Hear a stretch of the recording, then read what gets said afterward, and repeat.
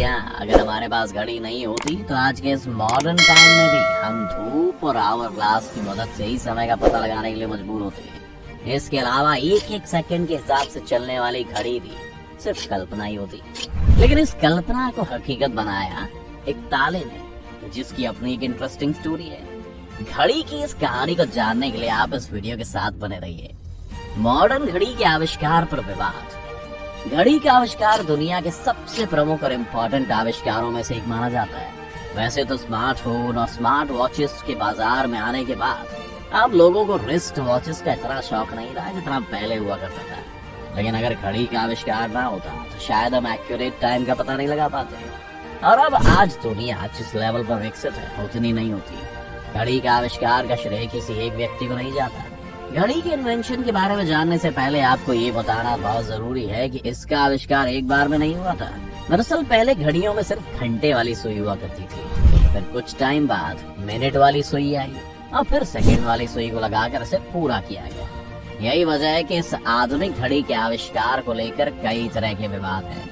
Media reports के मुताबिक घड़ी में लगी हुई मिनट वाली सुई की खोज स्विट्जरलैंड के जॉस बर्गी ने साल 1577 में किया था। आपको जानकर हैरानी होगी कि जर्मनी के पीटर हैनलेन ने 1577 से पहले भी एक ऐसी घड़ी बना दी थी जिसे आसानी से एक स्थान से दूसरे स्थान तक ले जाया जा सकता था। हाथ में पहनने वाली घड़ी को लेकर ऐसा कहा जाता है कि इसकी खोज फ्रांस के जाने माने गणितज्ञ और फिलोसोफर ब्लेज पास्कल ने की थी। ब्लेज पास्कल ने ही कैलकुलेटर का भी आविष्कार किया था। साल 1650 के दौर में लोग समय देखने के लिए घड़ियों को अपनी जेब में लेकर घूमते थे, जबकि ब्लेज पास्कल जेब में लेकर घूमने वाली घड़ी को एक रस्सी से बांधकर हाथ में पहनते थे। वो ऐसा इसलिए करते थे ताकि काम के दौरान वो आसानी से समय देख सके।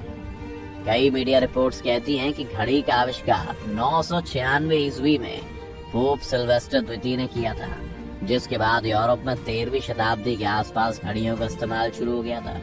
इतना ही नहीं, साल 1288 में इंग्लैंड के वेस्टमिंस्टर में बड़ी बड़ी घड़ियां भी लगा दी गई थी। जब दुनिया की अलग अलग सभ्यताएं एक दूसरे से जुड़ी हुई नहीं थी, तब भी विद्वानों ने समय देखने के लिए अपने अपने तरीके निकाल लिए थे।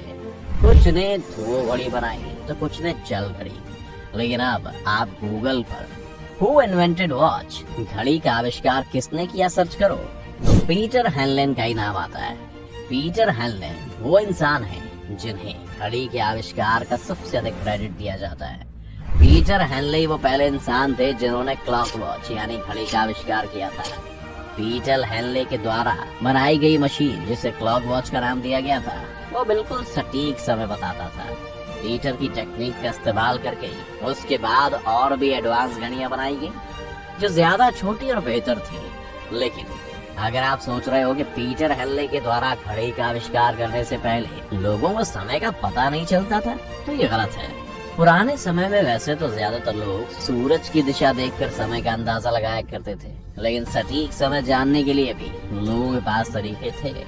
भारत में करीब 5 जगहों पर जंतर मंतर जैसी जगहें मौजूद हैं, जो बताती हैं कि उस समय के लोगों के पास ही सही समय देखने के लिए यंत्र थे, जिससे सूरज की रोशनी से क्रिएट परछाई की मदद से वो समय देखते थे। घड़ी के आविष्कार का श्रेय पोप सिल्वेस्टर द्वितीय को भी जाता है, जिन्होंने सन 996 ईस्वी में एक ऐसा यंत्र तैयार कर लिया था जो सही समय बताता था। इसके बाद साल 1988 में स्टीव मैन ने पहली लिनक्स स्मार्ट वॉच का आविष्कार किया जो सेल पर चलती थी। बात करें अगर पमंदर वॉच की, जो दुनिया की पहली ऐसी घड़ी थी जिसको एक जगह से दूसरी जगह ले जाया जा सकता था, तो इस घड़ी का आविष्कार जर्मनी के नूर्नबर्ग शहर में ताला बनाने वाले पीटर हैनले ने वर्ष 1505 में किया था। खास बात यह है कि दुनिया की सबसे पुरानी घड़ी है जो अभी भी काम करती है। घड़ी का डिजाइन एक तांबे के गोले पर बनाया गया है जिस पर सोने का पानी चढ़ा हुआ है। इस घड़ी का प्रोडक्शन सही मायनों में टॉर्सन पेंडुलम और कॉइल स्प्रिंग मैकेनिज्म की मदद से किया गया था। अपने पूरे जीवन में हैनलेन ने इसी तरह की कई घड़ियां बनाई जिसे न्यूरमबर्ग एग भी कहा जाता है। इसके अलावा हैनलेन ने 1541 में लैक्टिनो महल के लिए एक टावर घड़ी भी बनाई थी जो आज भी चल रही है। दोस्तों, ये थी कहानी घड़ी के बनने की। आइए जानते हैं आखिर सेकंड की सुइयों की वैल्यू क्या होती है। तो इससे जुड़ी 2 मान्यताएं हैं। पहली, पृथ्वी अपनी धुरी के चारों तरफ एक चक्कर लगाने के बाद जितना समय लगाती है, उस समय का 1/86,400वां भाग 1 सेकंड होता है। इसका मतलब ये है कि 24 घंटे का दिन 86,400 सेकंड का होता है। दूसरी मान्यता ये है, जो इंटरनेशनल मानकों पर भी सही माना जाता है, वो है सीसियम परमाणु घड़ी द्वारा सेकंड को हर समय की इकाई के रूप में मान्यता दी गई। इस तरह सेकंड की परिभाषा के हिसाब से वो समय है जब सेसियम इलेक्ट्रॉन द्वारा 9,19,26,31,770 चक्कर पूरा करने में लगाया जाता है। लेकिन ये तो उस सेकंड की बात है जो आज की घड़ियों में इस्तेमाल होती है। लेकिन एक वक्त ऐसा भी था जब लोग धूप घड़ी के इस्तेमाल से समय का अंदाजा लगाया करते थे। इसीलिए आइए जानते हैं कि धूप घड़ी कैसे काम करती है। धूप घड़ी एक ऐसा मैकेनिज्म था जिससे दिन के समय की गणना की जाती थी।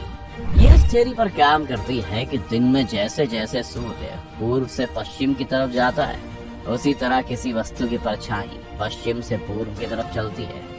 सूरज लाइनों वाली सतह पर परछाई डालता है, जिससे दिन के समय घंटों का पता चलता है। लेकिन दुख तो ये था कि रात में समय नहीं बता सकती थी ये घड़ी, लेकिन दिन के समय भी टाइम की एक्यूरेसी के लिए धूप घड़ी को पृथ्वी की परिक्रमा की धुरी के सीध में रखना होता था।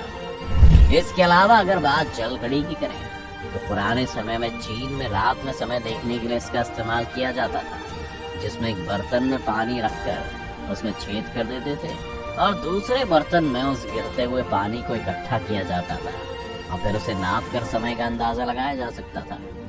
जिसके साल बीतने के साथ ही साथ बर्तन में पानी की जगह रेत का इस्तेमाल होने लगा, जिसे आप आज भी सजावट के तौर पर सामने देखते ही होंगे। दोस्तों, ये थी घड़ी से जुड़ी हर वो बात जो आपको जाननी चाहिए। बाकी आप कौन से ब्रांड की घड़ी इस्तेमाल करते हैं, आप हमें कमेंट में बता सकते हैं।